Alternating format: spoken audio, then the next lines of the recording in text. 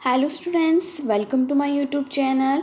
आज के इस लेक्चर में हम लोग पढ़ेंगे एकोनाइट नेफेलस और होम्योपैथिक रेमेडी फ्रॉम दी एलेंस की नोट मटीरिया मेडिका। तो चलिए डिस्कस करते हैं। एकोनाइटम नेफेलस, कॉमन नेम है इसका monkshood and family is the Ranunculaceae. ठीक है, और इसके बाद हम लोग प्रूवर को अगर देखते हैं तो doctor Hahnemann is the prover. और होम्योपैथी में पार्ट यूज़ हम इसमें होल प्लांट का यूज़ करते हैं एकोनाइटम नेफेलस का। ठीक है, नेक्स्ट बात करते हैं हम लोग कॉन्स्टिट्यूशंस की। कॉन्स्टिट्यूशन का मतलब होता है जो पेशेंट रहेगा उसका बॉडी मेकअप क्या होगा।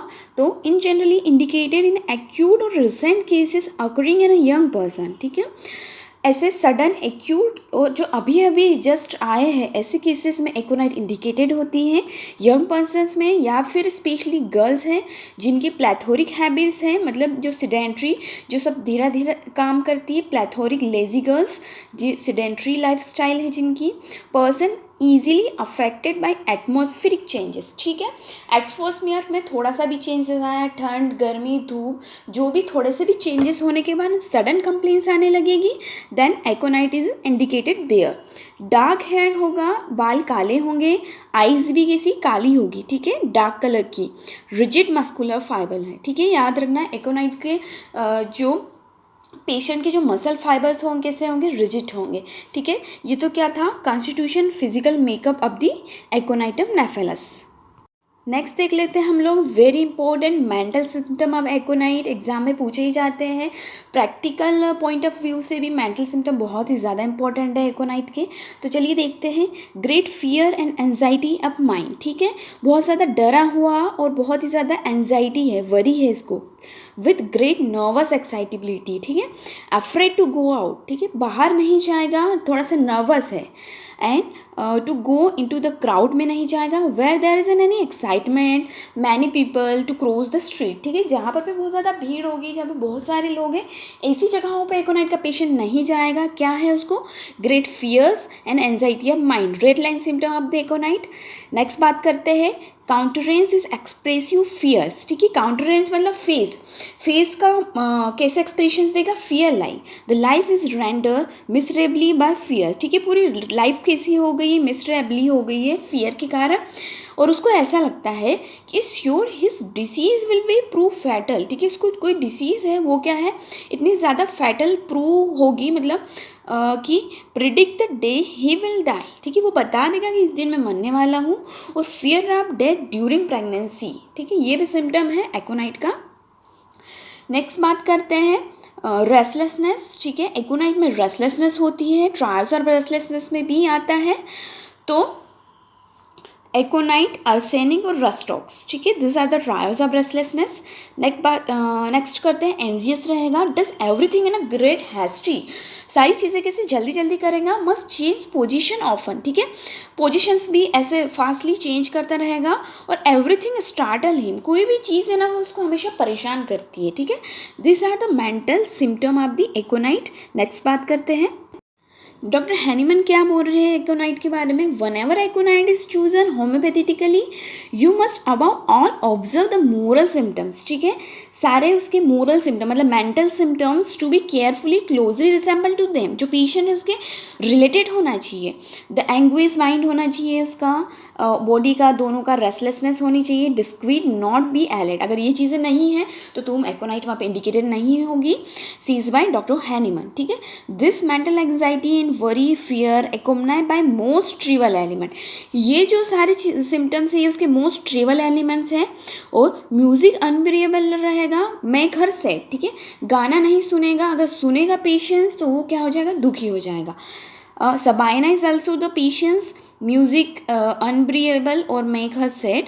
और ड्यूरिंग मेंसेस म्यूजिक से एग्रावेशन नेट्रम काप को है। नेक्स्ट बात करते हैं फिजिकल जनरल्स की। Physical generals also very important of aconite. तो कंप्लेन कहाँ से होगी, exposure to draught cold air. ठीक है, वेरी इंपॉर्टेंट, ड्राई नॉर्थ और वेस्ट विंड, याद रखना है नॉर्थ वेस्ट विंड या फिर ड्राई कोल्ड एयर से एकोनाइट की फिजिकल कंप्लेंट्स आएगी। और exposure to draft of cold air वही लेना पर्सपीरेशंस। ठीक है, पर्सपीरेशंस के टाइम में भी पर्सपीरेशन आ रहा है, पसीना आ रहा है, बाहर गया हवा में पसीना चेक्ड हुआ, इसके कारण कंप्लेंट्स आएगी। Bad effect of the check perspiration, ठीक है, हो गया ये। For the congestive stage of inflammation before localization take place, ठीक है। अगर इन्फ्लामेशन में अगर तुम दोगे मेडिसिन को एकोनाइट की तो कब दोगे, जब कंजेस्टिव स्टेज के लिए देंगे अभी, ठीक है। अभी की रेड कंजेशन है, अभी लोकलाइज नहीं हुआ इन्फ्लामेशन, सिर्फ कंजेशन देखने को मिल रहा है, तो हम एकोनाइट इंडिकेटेड है वहाँ के लिए।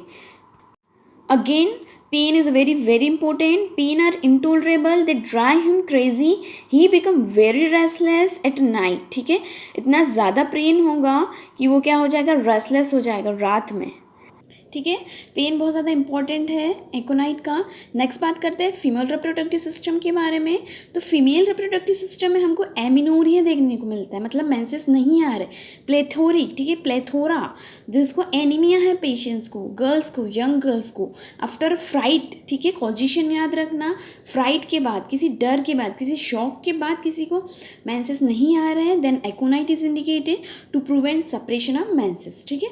रेस्पिरेटरी सिम्टम की बात करेंगे हम लोग एकोनाइट के, तो वेरी इंपॉर्टेंट है क्लिनिकली भी। तो कफ, क्रूप, ड्राई, होर्स, सफोकेटिव, ठीक है, याद रखना ड्राई कफ ऑफ एकोनाइट, सफोकेटिव रहेगा, लाउड रहेगा, रफ क्रोकिंग रहेगा, हार्ट रिंगिंग, विस्लिंग ऑन एक्सपीरेशंस। एक्सपायरेशंस पे कफ किसको देखने को मिलता है, एकोनाइट का। रेड लाइन सिम्टम्स एग्जाम में पूछा जाता है, वाइवा में पूछा जाता है। Causticum is also remedy for cough on expirations. On inhalation, then the inspiration or inhalation, the medicine is spongia tosta. From dry cough और कोल्ड विंड और ड्राफ्ट ऑफ एयर से इसको क्या होता है, एग्रावेशन होता है रेस्पिरेटरी कंप्लेन में।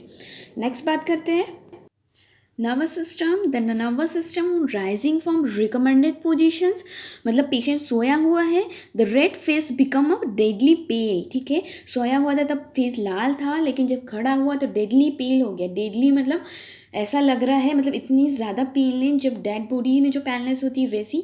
और ही बिकम फैंट और गिडी एंड फॉल, ठीक है, और वो क्या हो जाएगा, फैंट हो जाएगा, चक्कर आ जाएगा और गिर जाएगा। And he fear to rise again, इसलिए अब ऐसी कंडीशन बनेगी तो पेशेंट रिकमेंडेड पोजीशन से वापस खड़ा होने में फियर रहेगा उसको। Often accompanied by vanishing of sight, ठीक है, साइट मतलब देखना बंद हो जाएगा और वैनिश हो जाएगा, ठीक है, और अनकॉन्शियस हो जाएगा patients. This are the nervous system.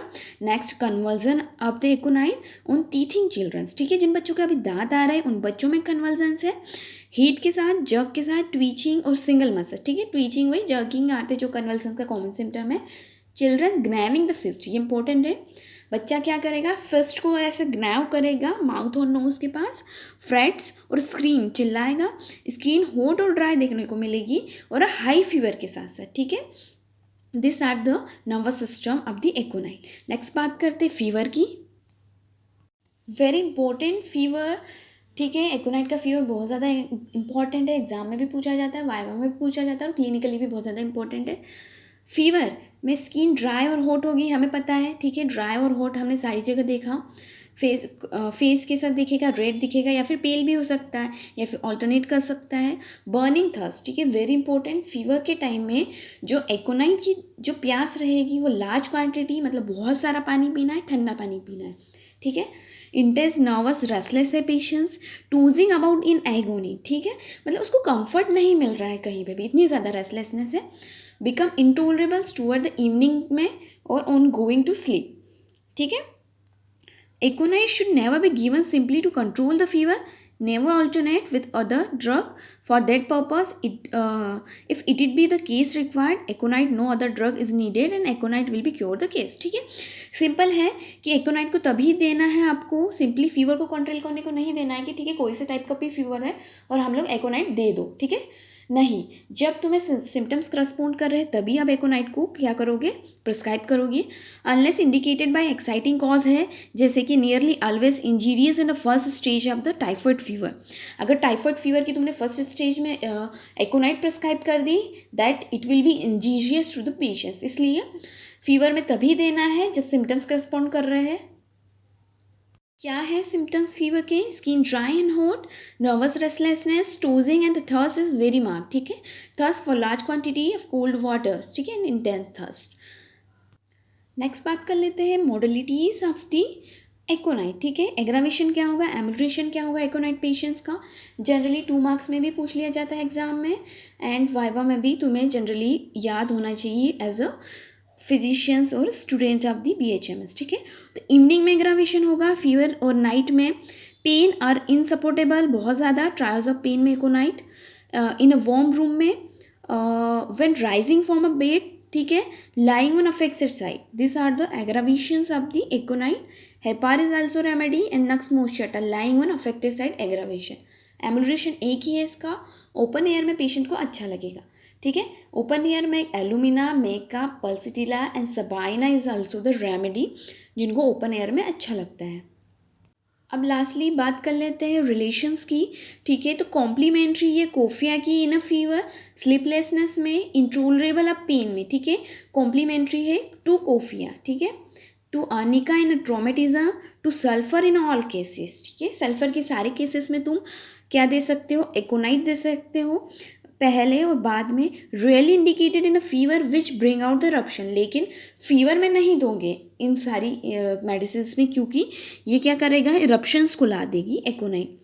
एकोनाइट in acute of fever, sorry acute of sulphur, ठीक है, सॉरी।